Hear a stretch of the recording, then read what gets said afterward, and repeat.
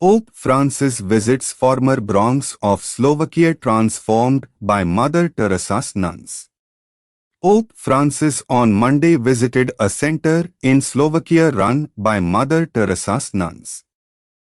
The Pope toured the Bethlehem Center in Bratislava on 13 September during his 4-day visit to the Central European country.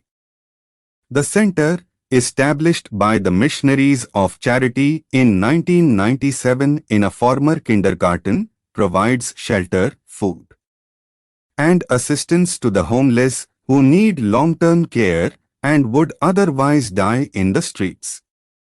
The Missionaries of Charity came to Slovakia following Mother Teresa's visits to the country and established their work of mercy in Petrilka, a neighborhood characterized by vast Soviet-style buildings. Situated on the periphery of Bratislava, the block was once called the Bronx of Slovakia due to the local drug trade. The block has found new hope in the 2-floor former kindergarten building, which has a garden that is a green island amid a sea of concrete. Prior to the live-streamed papal visit, there were few articles written about the center even in Slovakian. That is because the nuns want no publicity about their work. The Pope was welcomed to the center by the community's superior who showed him around the complex. He greeted homeless people assisted by the center as members of a children's choir performed songs in the courtyard. In a brief address to those gathered outside, he thanked the center's supporters. "I also thank the moms and dads and all the kids who are here," he said. "The Lord is with us when we are so happy together. But also in moments of trial, He is always with us. He accompanies us especially in the bad times." In the center's guest book, he wrote, "I thank the Sisters of Charity for their testimony. I thank those who collaborate with them. I pray for you. Please do the same for me." Before departing for a meeting with Slovakia's Jewish community, he recited a Hail Mary with those present and gave them his blessing. He left behind a gift of a porcelain image of the Madonna and Child holding a symbolic bunch of grapes. The center is simply decorated. On its white exterior wall is a stylized portrait of Pope Francis with the words, "We do not forget to pray for you" in Italian and Slovakian. Inside, there are bare and well-kept rooms, with wooden furniture and photos of Mother Teresa everywhere.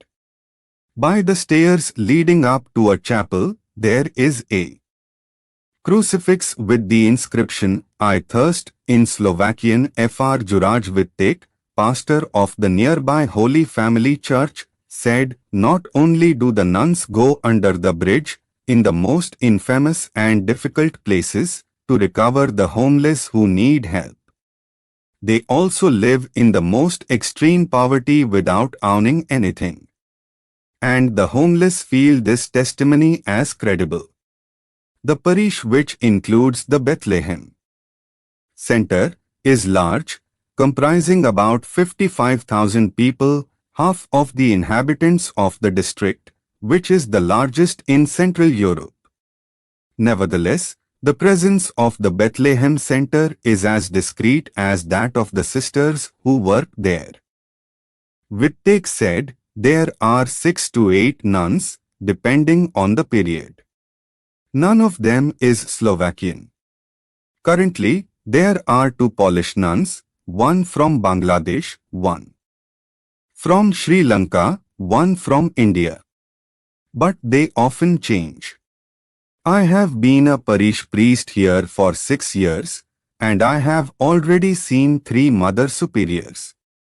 The sisters live entirely on donations, and any funds they receive have to be spent again. It is almost a mystery how the center continues to operate on this basis." It is not possible to count how many people have passed through the center as soon as someone is better, they leave the Bethlehem center and another person occupies their room. Some stay a week, others a few months. Nobody remains forever, but some also come back to help. The sisters do not have a doctor in the facility. None of them is a nurse. But they have collaborators, volunteers who lend their time. And doctors are called in the case of an emergency. The sisters also help those they welcome to reintegrate into society. They assist them as they look for a job and ensure they can continue to live a dignified life. Some also begin a path of Christian initiation, like Milan, a middle-aged man with alcohol problems. After recovery, he left the center, began working, and lived for a while with his brother. Continuing to struggle, he decided to embark on his Christian initiation, accompanied by Fr. Vittik. Milan will be confirmed soon, and the parish priest will be his godfather.